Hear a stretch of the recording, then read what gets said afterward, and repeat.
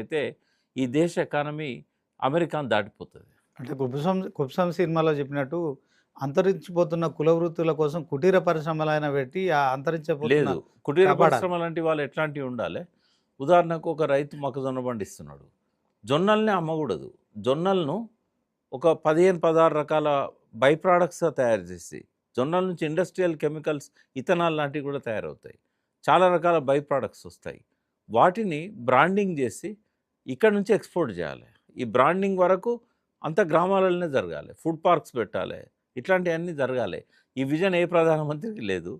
కాబట్టి దేశం అధోగతి పాలవుతున్నది. వాళ్ళతో కంపేర్ చేసుకొని మేము 5వ స్థానంలో ఉన్నాం, 4వ స్థానానికి పోతున్నాం. ఇదంతా ట్రాష్. అసలు చైనాను అమెరికాను అందుకోవాలంటే వీళ్ళ దృక్పథం మారాలి. ఇక్కడ ఇంకోటి ఏంటంటే ఆ దేశాలలో రాజకీయాలు అనేవి, చైనాలో అయితే రాజకీయాలు ఉండవు, ఒకే సింగిల్ పార్టీ సిస్టమ్. అమెరికాలో 2 పార్టీల సిస్టమ్. అక్కడ పాలిటిక్స్ ఎలక్షన్స్ టైంలోనే ఉంటాయి. బట్ ఇక్కడ రోజు 24 గంటలు పాలిటిక్సే ఉంటాయి. ఎవరు ముందు పోతానన్నా కూడా కాల్బట్టి లాగుతూ ఉంటారు. మంచిగా చేసిన కూడా మంచిగా చేసిన పనులను గుర్తించరు. తెలంగాణ పాలిటిక్సే మనకు ఉదాహరణ. దేశం అంతా అట్లే ఉంది. కాబట్టి ఈ రాజకీయ ఊబిలో కూరుకుపోయి దేశ ప్రయోజనాలను పక్కకు పెట్టారు. అంటే మనం ఇప్పుడు తెలంగాణ దేశంలో నెంబర్ 1 జీడిపిలో నెంబర్ 1 ఉన్నామని చెప్పుకుంటున్నాం కదా. తెలంగాణ తెలంగాణ అనేది దేశానికి అతీతంగా అభివృద్ధి కల్చర్ ఆదాయం జిఎస్డిపిలో బాగా పెరిగిందని.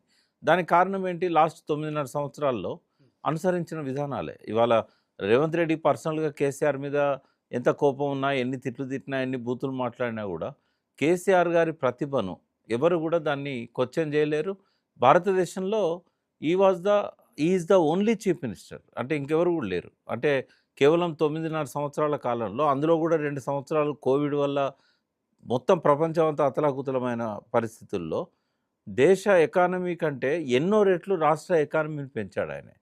ఉదాహరణకు తలసరి ఆదాయం 96,000 రూపాయలు ఉంటే 3.5 లక్షల కోట్లకు 3.5 లక్షల రూపాయలకు తలసరి ఆదాయాన్ని తీసుకుపోయాడు.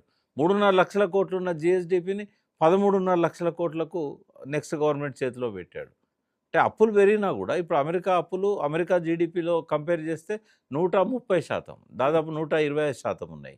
మనది 120-130 కాదు, కనీసం 50% లేదు, 30% కూడా లేదు, బిలో 30% ఉంది మనకు. మన ప్రొడక్టివిటీకి మనం చేసిన అప్పులకు. నిన్న మొన్న అప్పుల గురించి కూడా పార్లమెంట్లో తెలంగాణ అప్పుల మీద వచ్చింది. రేవంత్ రెడ్డి ఏమో 7-8 లక్షల కోట్లు అప్పులు చేశాడు, నాకు లంకె పిందెలు ఉంటాయనుకుంటే ఖాళీ కుండలు పెట్టాడని ఇట్లా మాట్లాడాడు.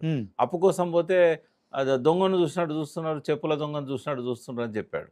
వాస్తవం కాదు అది. ఇవాళ పార్లమెంట్ చెప్పింది నిజం అనుకోవాలా, రేవంత్ రెడ్డి చెప్పింది నిజం అనుకోవాలా? పార్లమెంట్ చెప్పింది 2,88,000 కోట్ల అప్పు కొత్తగా ఈ గవర్నమెంట్ చేసింది. అంతకుముందు విభజన సందర్భంగా మిగులు రాష్ట్రం అన్నారు. మిగులు రాష్ట్రమే కానీ అప్పుతో వచ్చింది మనకు ఆ మిగులు. దాదాపు 72,000 కోట్ల అప్పు మన మీద పడ్డది విభజనలో. అది ఇది కలిపినట్టయితే 3.5 లక్షల కోట్ల అప్పు ఉంది. సరే, ఇంకేమైనా కొన్ని కార్పొరేషన్లు ఏమిటే ఉండొచ్చు. బట్ రేవంత్ రెడ్డి చెప్పినట్టు 7 లక్షల కోట్లు 6 లక్షల కోట్లు అయితే అప్పు లేదనేది స్పష్టమైంది కదా. ఇప్పుడు మన జిఎస్డిపి వచ్చి 15 లక్షల కోట్లు అయితే మన అప్పల్లో ఎంత పర్సెంటేజ్ అవుతుంది? లెస్ దెన్ 30%, 40% ఉంటుంది. బట్ అమెరికాది 120, 122, 120. మనకు అప్పులు చేయడం, అభివృద్ధి చేసుకోవడం కూడా ఈ 80 ఏళ్లలో మనకు సాధ్యం కాదు. అప్పులు చాలా చేశారు కానీ అభివృద్ధి ప్రొడక్టివ్ రంగం మీద పెట్టలేదు. ఉదాహరణకు రేవంత్ రెడ్డి గారు గత 1.5 ఇయర్లో, 2 ఇయర్స్ దాదాపు 1.5 ఇయర్ అయింది కదా, 1.5 ఇయర్లో ఆయన చేసిన అప్పులు 2 లక్షల కోట్లు దాటింది. కేసీఆర్ గారేమో 10 ఏళ్ల కాలంలో చేసినప్పుడు 2,88,000 కోట్లు. ఈయన 1.5 ఇయర్లోనే అంత చేశాడు. కేసీఆర్ చేసిందేమో మోర్ దెన్ 80% ఇన్ఫ్రాస్ట్రక్చర్ మీద పెట్టాడు. అంటే క్యాపిటల్ ఇన్వెస్ట్మెంట్, ఉత్పాదక రంగం మీద పెట్టాడు. రేవంత్ రెడ్డి ఏం చేశాడు? 1,58,000 కోట్లు మొన్న అసెంబ్లీలో ప్రకటించాడు. 1,52,000 కోట్లు పథకాల మీద పెట్టాడు. తెచ్చిన అప్పులకు వడ్డీలు కట్టినని చెప్పారు కదా. ఇన్ఫ్రాస్ట్రక్చర్ వడ్డీలకేమో 1,52,000 కోట్లు, పథకాలకు 6,000 కోట్లు. చెప్పడం పథకాలని చెప్తారు, బట్ 1,52,000 కోట్లు వడ్డీలు ఇట్లాంటి వాటికి కట్టాడు. వడ్డీలు అంతా కాలే, బట్ ఆయన చెప్పడం అంటే చెప్పాడు. బట్ ఆయన ఈ జీతాలు ఇవ్వలేక, పెన్షన్లు ఇవ్వలేక వాటి మీద పెట్టాడు.